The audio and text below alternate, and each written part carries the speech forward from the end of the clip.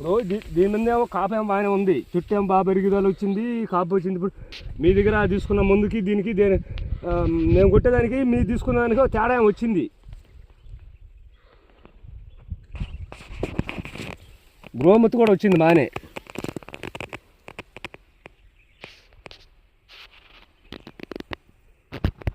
చూస్తున్నాడా?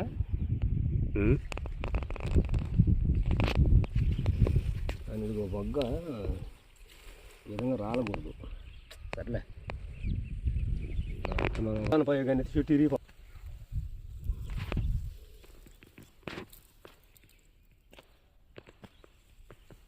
మనం కాపు బాగా చేస్తుంది కాకుండా పండుగ అది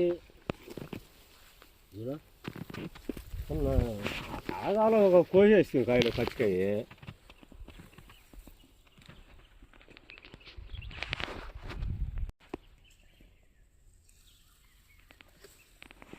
కాంతారా కొట్టాక బాగున్నాయి సార్ మిరప చెట్లు.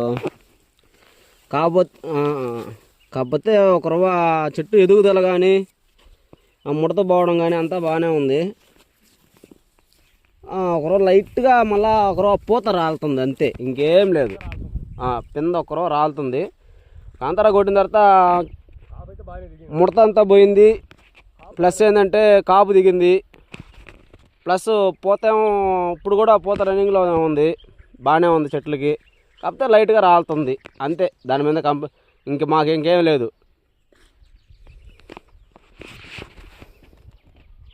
కాయ షైనింగ్ కూడా బాగుంది సార్. కాయ ఇది కొట్టిన తర్వాత కాయ షైనింగ్ బాగుంది, ప్లస్ ఏంటంటే కాపు కూడా బాగానే వస్తుంది. చెట్టు ఎదుగుదల కానీ ఆకు చెట్టు మనకి ముడత ఏమి లేదు. ఇదిగోండి పూత బాగానే ఉంది ఇప్పుడు కూడా.